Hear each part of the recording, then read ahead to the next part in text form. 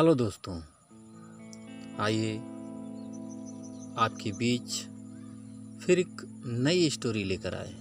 दोस्तों, आज की इस स्टोरी में आप सभी का स्वागत है।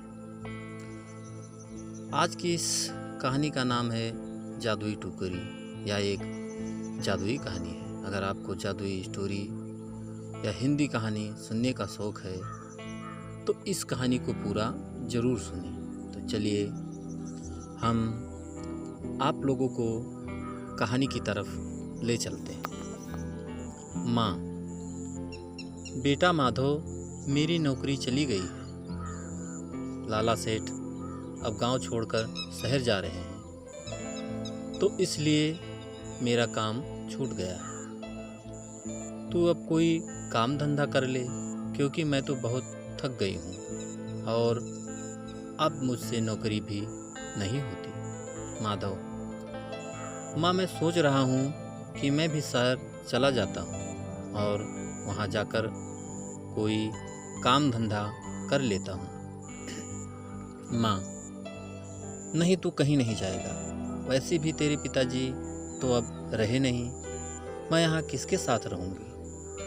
माधव: माँ, हम दोनों शहर चलते हैं, मैं वहाँ जाकर कोई काम धंधा ढूंढ लूँगा।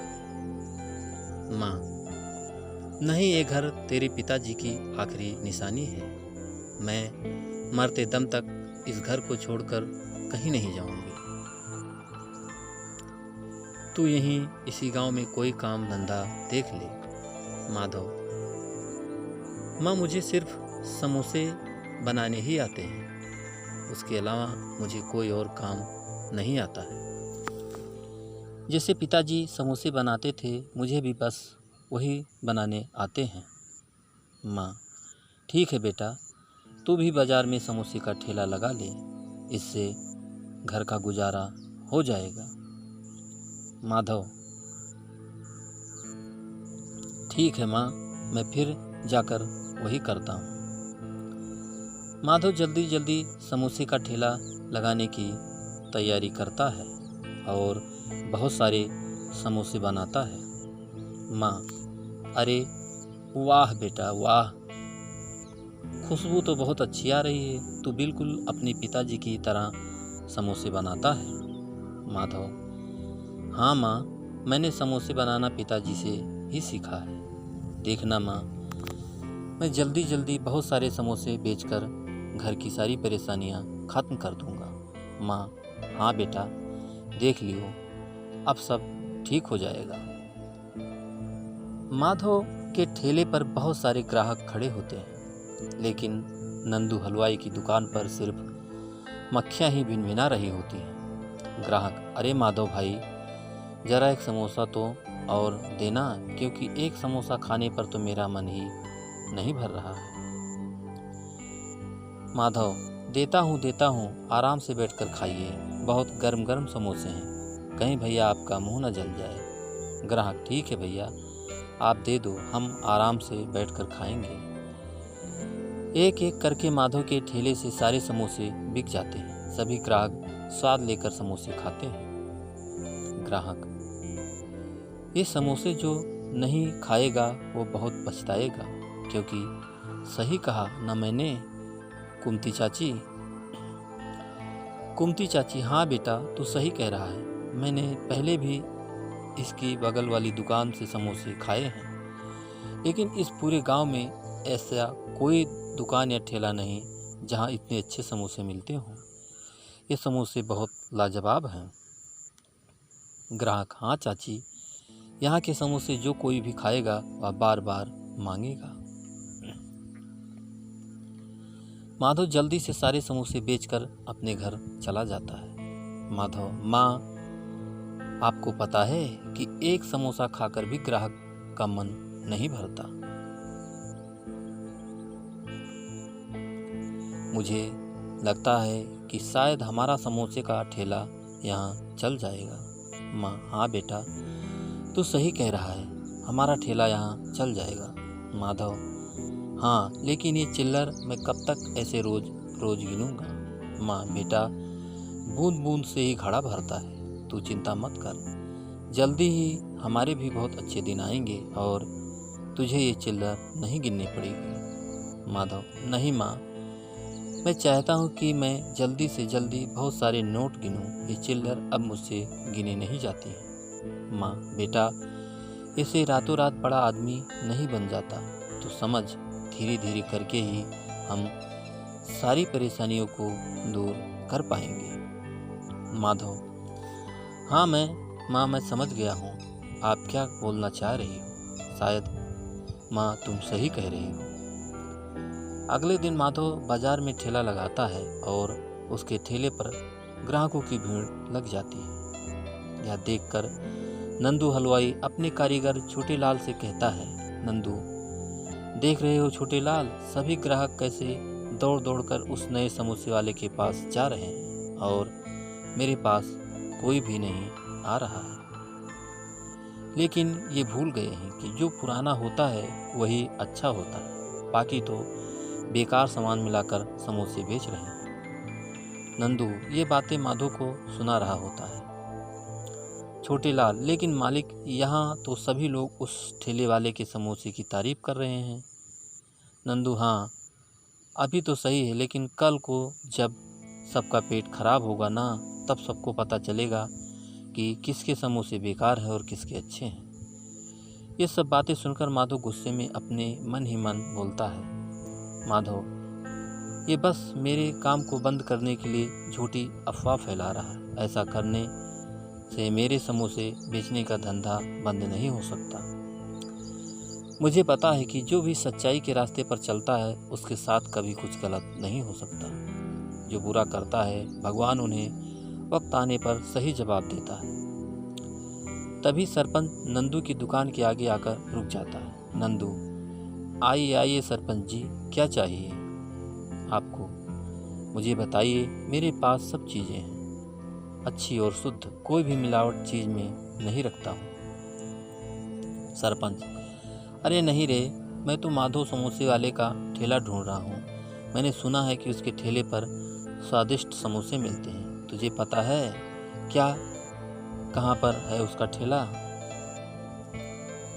नंदू और सरपंच की बातें सुनकर माधव सरपंच को अपने ठेले के पास बुलाता है। माधव, आइए सरपंच जी आइए, मैं ही हूँ माधव समोसे वाला। सरपंच, क्या तुम ही वो समोसे वाले माधव जिसके समोसे पूरे गांव में मशहूर हैं? माधव, जी सरपंच जी, आप बिल्कुल सही जगह पर आए हैं। आइए बैठिए, थोड़ा ठंडा पानी पीजिए और समोसे खाइए। सरपंच, हाँ ठीक है, मैं बैठ जाता हूँ। मैंने तुम्हारे समोसे की बहुत तारीफ सुनी है, इसीलिए मैं तुम्हें बहुत बड़ा ऑर्डर देने आया हूँ। माधव, कौन सा ऑर्डर सरपंच जी? सरपंच, 2 दिन बाद मेरे बेटे का जन्मदिन है, इसीलिए मैं तुम्हें 1000 समोसे का ऑर्डर देने आया हूँ। सरपंच के ऑर्डर के बारे में सुनकर नंदू के तो होश उड़ जाते हैं। माधव, आप चिंता मत कीजिए, मैं आपको 1000 समोसे बनाकर समय पर आपके घर भिजवा दूंगा। सरपंच, हाँ ठीक है, मेरे घर पर भिजवा देना। ऐसा कहकर सरपंच वहाँ से चला जाता है। नंदू, हे राम, मैंने माधव के धंधे को बंद कराने के लिए कितने प्रयत्न किए, लेकिन कुछ भी काम नहीं आया। हाय राम, ऐसे तो और मशहूर हो जाएगा। नहीं, मैं ऐसा नहीं होने दूंगा। मैं उसे मेरे बरसों की मेहनत पर ऐसे पानी नहीं फेरने दूंगा। मुझे कुछ करना पड़ेगा। क्या करूं, समझ नहीं आ रहा है कि मैं ऐसा क्या करूं जिससे एक तीर से 2 निशाने लग जाएं। सरपंच का ऑर्डर भी मुझे मिल जाए और माधव का धंधा भी बंद हो जाए। हाँ, एक उपाय सूझा है मुझे। अगले दिन माधव सरपंच के बेटे के जन्मदिन की पार्टी के लिए मेहनत से समोसे बना रहा होता है। माँ और बेटा माधव, खाना तो खा ले, सुबह से ये समोसे बनाने में लगा हुआ है। आजा चल, मैं तेरे लिए खाना गर्म कर दिया है, खाना खा ले और थोड़ी देर आराम भी कर ले। माधव, माँ मैं समोसे बनाकर आऊँगा, सरपंच जी ने मुझे समोसे का बहुत बड़ा ऑर्डर दिया है।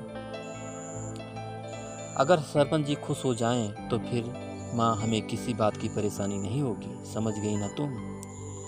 माँ, हाँ बेटा, मैं समझ गई। माधव, माँ बस ये समोसे हो गए, मैं सारे समोसे अच्छे से टोकरी में ढक कर रख देता हूँ। माधव सारे समोसे टोकरी में ढककर खाने खाने चला जाता है। नंदू, हाँ, यहाँ बना रखे हैं इतने समोसे, अब इन समोसों को ठिकाने लगाता हूँ। नंदू अपनी पॉकेट में से एक शीशी निकालता है और सारे समोसे पर छिड़क देता है। नंदू, मजा आएगा, अब देखता हूँ माधव सरपंच के यहाँ समोसे कैसे देकर आता है। सुबह होते ही जब माधव ये सब देखेगा तो उसकी शक्ल देखने वाली होगी। नंदू के समोसे पर दवाइयाँ छिड़कने से सारे समोसे सड़ जाते हैं और उनमें से बदबू आने लगती है। अगले दिन माधव, माँ, ओ माँ, मैं सरपंच जी के यहाँ समोसे देने जा रहा हूँ। माधव जैसे ही समोसे उठाने के लिए बाहर आता है, समोसे में से आ रही बदबू देखकर वह एकदम हक्का बक्का रह जाता है। माधव, अरे माँ, देखो देखो इन समोसों को क्या हो गया। माँ, अरे बेटा, क्या हुआ, तू ऐसे चिल्ला क्यों रहा है। माधव, अरे माँ, देखो मैंने तो रात को इन्हें ढक कर रखा था, शायद इसीलिए इससे बदबू आ रही है। हाय, अब मैं क्या करूं, हाय हाय सत्यानाश। माँ, अरे बेटा, अब क्या होगा। माधव, माँ, मैं सरपंच जी को क्या मुंह दिखाऊंगा, अब बोलो ना, मैं क्या करूं। अगर मैंने शाम तक समोसे नहीं भेजे तो मेरी बहुत बदनामी हो जाएगी। हाय माँ, अब मैं क्या करूं। दोनों माँ बेटे रो रहे होते हैं कि तभी एक बुढ़िया अम्मा उसके घर के बाहर आकर बोलती है। बूढ़ी अम्मा, अरे कोई है, जरा मुझे एक गिलास पानी पिला दो, बहुत गर्मी हो रही है, बहुत देर से मैंने कुछ नहीं खाया न कुछ पिया है। माधव, हाँ आइए बूढ़ी अम्मा, आइए बैठिए, मैं अभी पानी लेकर आता हूँ। पानी पिलाने में कौन सी बड़ी बात है, आइए मेरे साथ, मैं आपको पानी पिला देता हूँ।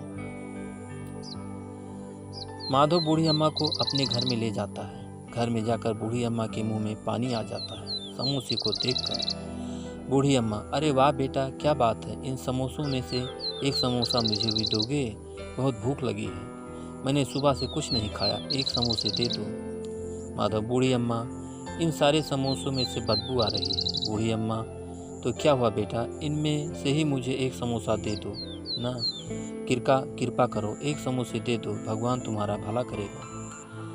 माधव समोसे की टोकरी में से एक सही सा समोसा निकालकर बूढ़ी अम्मा को खिला देता है और पानी देता है। बूढ़ी अम्मा वो समोसा बहुत मज़े से खाती हैं। बूढ़ी अम्मा, अरे वाह बेटा, ये समोसे तो खाने में बहुत अच्छे हैं, बहुत स्वादिष्ट मुझसे बनाए हैं, मेरा तो एक समोसा खाकर मन ही भर गया।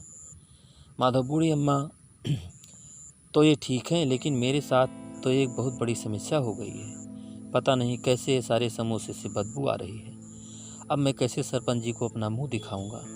बूढ़ी अम्मा, बेटा तू परेशान मत हो, जो मेहनत करता है उसे मेहनत का फल अवश्य मिलता है, तुम परेशान मत हो, बताओ मैं तुम्हें मेरी भूख और प्यास बुझाने का क्या दूं।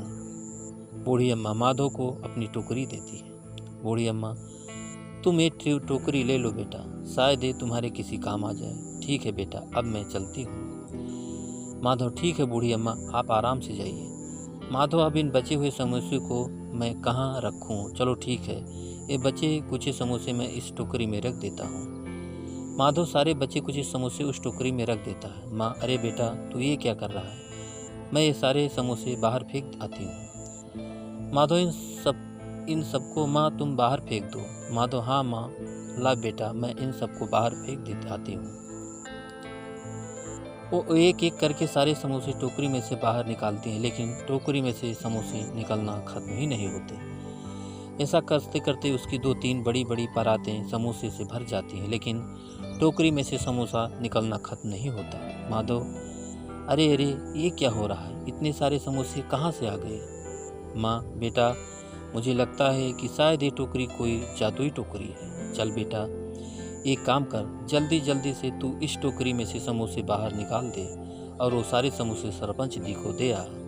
माधव, हाँ माँ, मुझे भी लगता है कि ये सब उस बूढ़ी अम्मा की इस जादुई टोकरी का ही असर है। ऐसे देखते देखते टोकरी में से 6-7 बड़ी बड़ी पराते भरकर समोसे निकल आते हैं। बेटा जा, तू ये समोसे सरपंच जी को घर दे आ। माधव, हाँ माँ, मैं ये सारे समोसे सरपंच जी के घर दे आता हूँ। माधव, हे भगवान, शुक्र है तेरा, आज भी इस जादुई टोकरी की वजह से हमारी इज्जत जाती जाती बच गई। माधव सारे समोसे लेकर सरपंच के यहाँ जा रहा होता है कि तभी रास्ते में नंदू उसे देखकर हैरान हो जाता है कि उसके पास इतने सारे समोसे कैसे आए, क्योंकि उसके बनाए हुए समोसे तो उसने खराब कर दिए थे। माधव, ये लीजिए सरपंच जी आपके ऑर्डर किए हुए सारे समोसे। सरपंच जी, क्या बात है माधव, तुम तो सारे समोसे समय पर बनाकर दे दिए, ये तो तुम्हारी मेहनत का फल है। माधव वो सारे समोसे सरपंच जी को दे देता है और सरपंच उस पैसे से भरी टोकरी देता है। माधव, धन्यवाद सरपंच जी। माधव, चलो अब तो सारी परेशानियां ही खत्म हो गई। सरपंच जी ने खुश होकर मुझे इतना बड़ा तोहफा दे दिया। चलो ये जाकर मैं माँ को दिखाता हूँ, माँ बहुत खुश हो जाएंगी। माधव, माँ देखो, ये सरपंच जी ने कितने सारे पैसे दिए हैं, देखो माँ देखो। हाँ बेटा, ये तो बहुत सारे पैसे दिए हैं सरपंच जी ने। देख बेटा, मैंने कहा था ना कि मेहनत करने वालों की भगवान जरूर सुनता है। माधव, माँ अब जब हमारे पास ये जादुई टोकरी है तो हमें किसी चीज़ की परेशानी नहीं होगी। अब हमें जब भी समोसे चाहिए होंगे मैं इस टोकरी में एक समोसा रख दूं और फिर हमें बहुत सारे समोसे मिल जाएंगे। नंदू यह सारी बातें सुन लेता है। नंदू, अब मैं समझा कि माधव ने इतनी जल्दी इतने सारे समोसे कैसे बनाए। रात होते ही मैं इस टोकरी को उठा कर ले जाऊंगा। माँ, चल बेटा अब तू कुछ खा ले, तूने सुबह से कुछ नहीं खाया।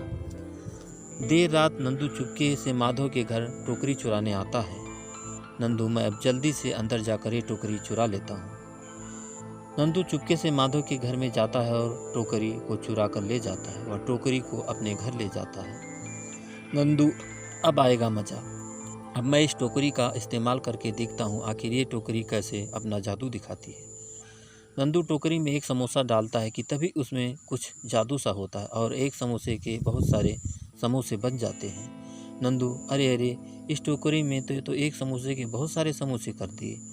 क्यों ना मैं इसमें सोने की कोई चीज़ डाल कर देखूं, क्या पता वो भी बहुत सारे हो जाएं।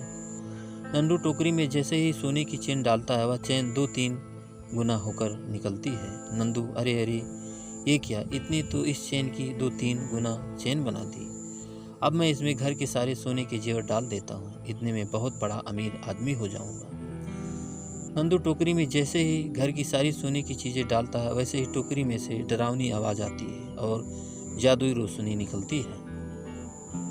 नंदू, अरे अरे, ये क्या हो रहा है, इसमें से कैसी आवाज़ें आ रही हैं और एक कैसी रोशनी निकल रही है।